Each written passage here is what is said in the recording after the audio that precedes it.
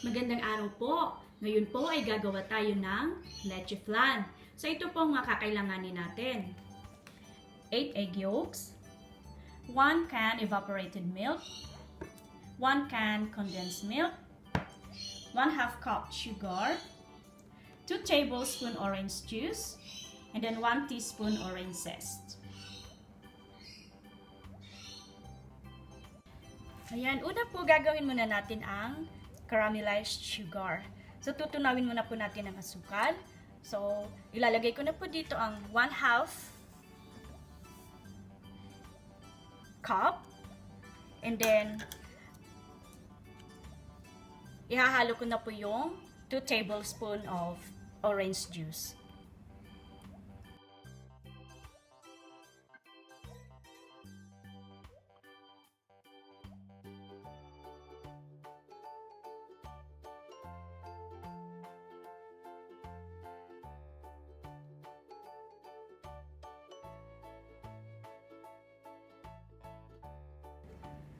Ayan po, nag-uumpisa na pong mag-caramelize ang ating sugar. Hintayin lang po natin agad sa maging medyo brown pa siya. So, heto po, nag-caramelize na po ang ating sugar. Bale, isasalin ko na po siya sa ating ulmahan.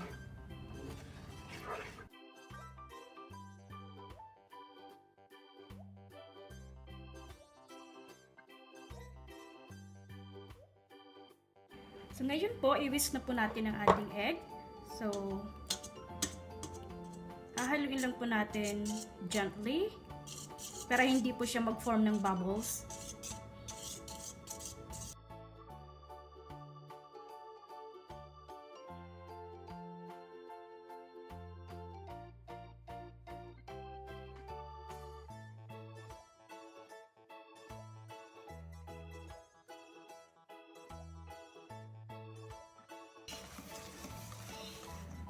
Ngayon po, ihahalo na natin ang condensed milk.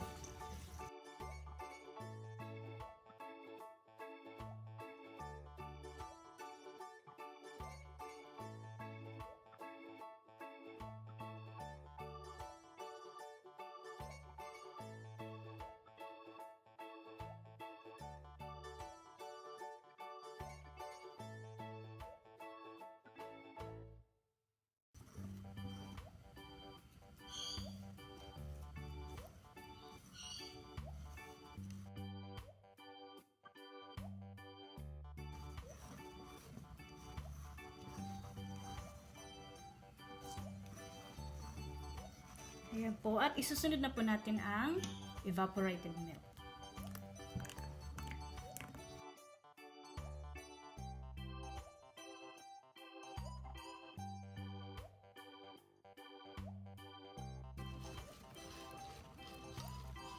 Ayan, haluin lang po natin. At ilalagay ko na rin po ang orange zest.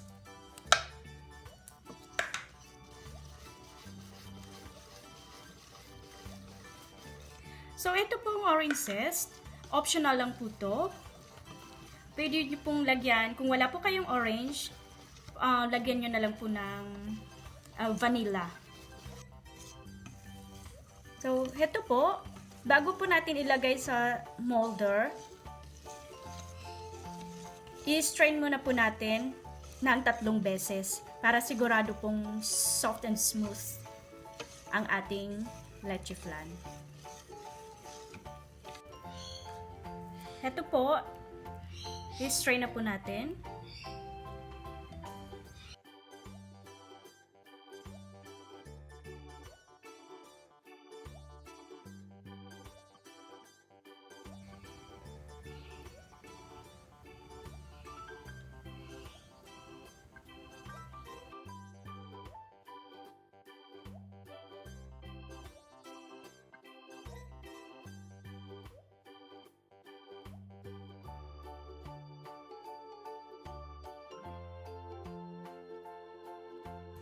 Yan, strain po natin ng pangalawang beses.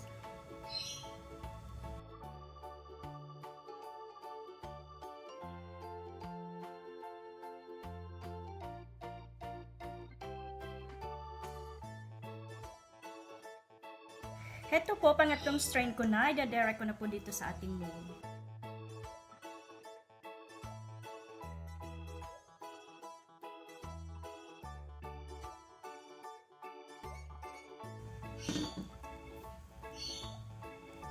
So, ayan po.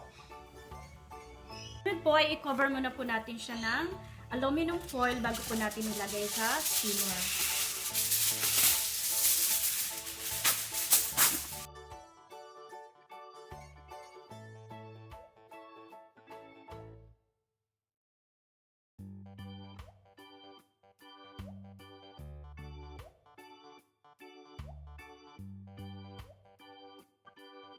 So, ayan po, ready na po ang ating steamer. So, bali ilalagay ko na po ang ating leche flan.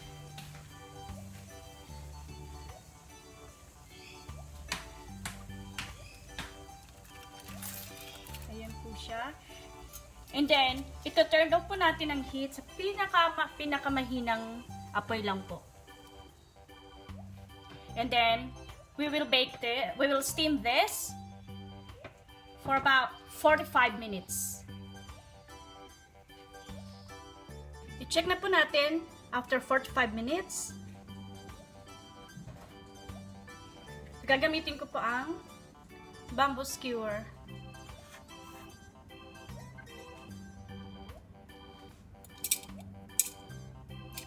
And meron pa po siya.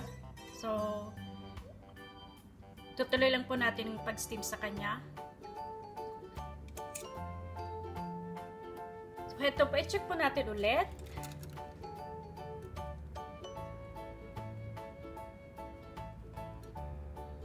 Ayan.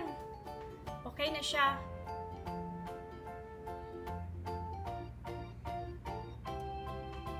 Ito na po ang ating finished product. Tara, kain po tayo.